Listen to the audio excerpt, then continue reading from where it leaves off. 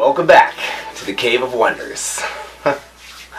So I just wanted to talk to you tonight about the shoulder and the implications of having faulty mechanics at the shoulder. A lot of people at the gym have been asking me, what's going on with my shoulder? You know, it's always painful right here in the front, kind of in that biceps tendon region, and also that anterior deltoid with those two muscles lie. And the best way I can get the information out to the most amount of people is by creating a video for you guys. So here it is. So if you take a look, I've just written down the steps on how we can clean up the mechanics of the shoulder. So whenever you're thinking about shoulder function, think flexion, external rotation when you're going overhead. So any component of bringing the arm overhead is also happens simultaneously with a component of external rotation. That means bringing the elbow in inside of the hand. So anytime we go from a position of high stability and lose connection, and then we end in a position of high stability, we want to be able to maintain full flexion, external rotation, so that joint capsule approximates the head of the humerus into the joint, and nothing gets knocked around in there, basically. And you could have more stability to hold that weight overhead. Okay, but also wanted to note that with extension, there's a component, meaning the arm coming behind you, there's a component of internal rotation. So we need to make sure that we have full extension of the humerus or the arm, means about 60 degrees, and then full internal rotation of the arm when it's in neutral, which is about 70 to 90 degrees. Okay, so what we're going to do is talk about how are we going to manage the shoulder pain, right, or shoulder dysfunction. First thing I want you to do is to get yourself, something, a wooden spoon or one of these instruments that you may have seen a physical therapist use before.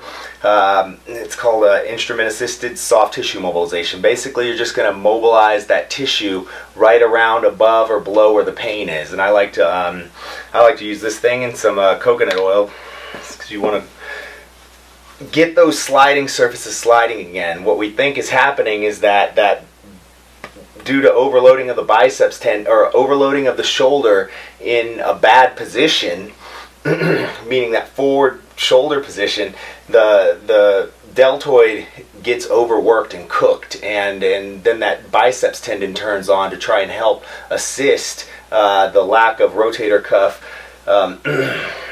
musculature activation in the back, right? And so now we've got the anterior deltoid and the biceps tendon kind of pulling really hard, and sometimes they can slip out of that groove and get inflamed, right? So we want to untack that thing using this instrument-assisted soft tissue mobilization. Just get some stuff, some of that coconut oil on there, and all it is you're taking this blunt object and pulling across that tissue. And what I feel and hear right now is a scraping sound, and that means that there's definitely some fascia or some fibrotic tissue that's gotten trapped down right there. And I have been having some shoulder pain on this side, and if you can see, I'm not sure if you can catch that, but I've already got some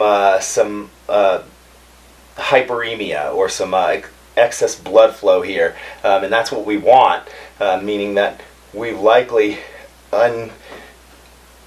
attached some of this tissue that's gotten stuck there, and now it's able to get perfused better, and that is going to accelerate recovery, right?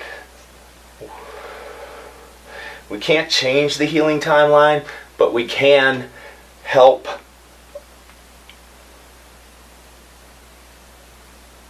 our tissues get back to where they need to be.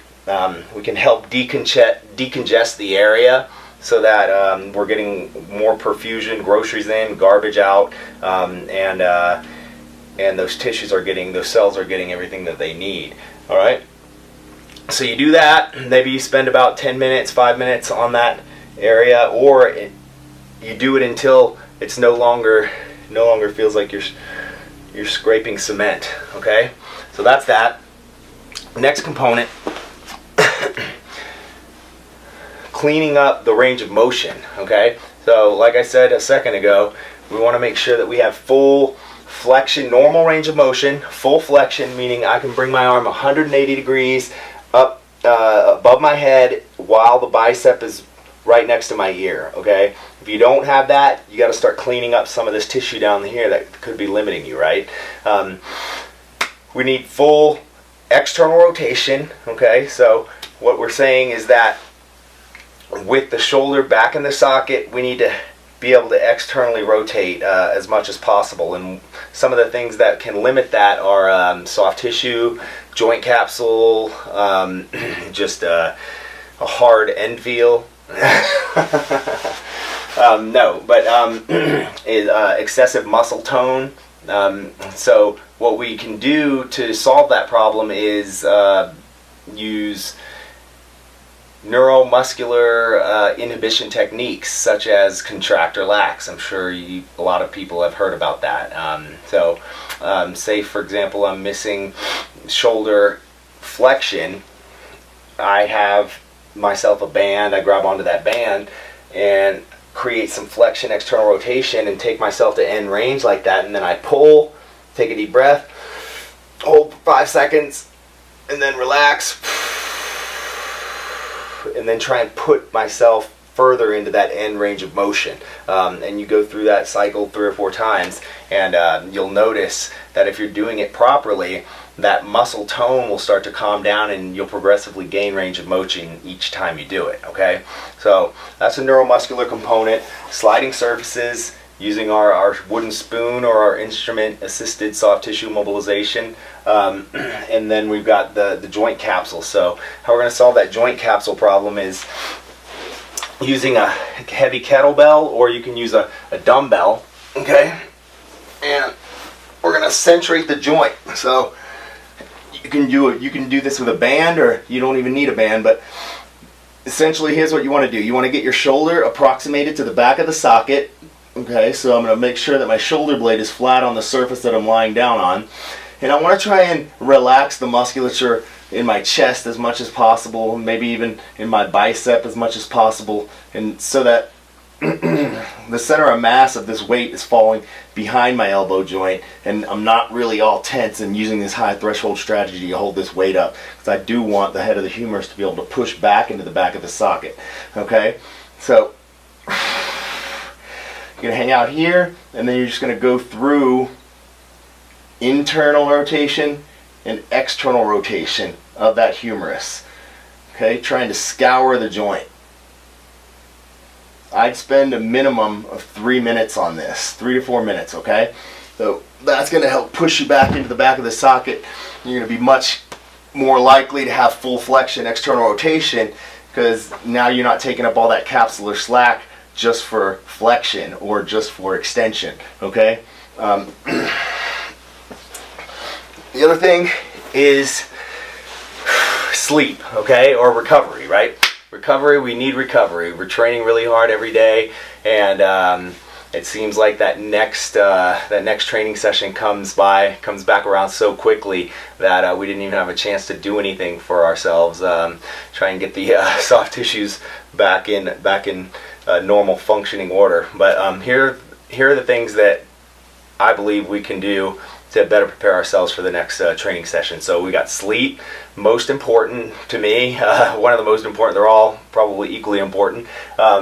We got muscle pump, we'll go over that in a second, compression, nutrition, hydration, and managing your environmental stressors, right? So which means trying to relax and trying to stay away from any unnecessary stress, and if you are dealing with unnecessary stressors, then try and solve those problems the best ways that you can. So let's go back over a couple of these things, like sitting, for example.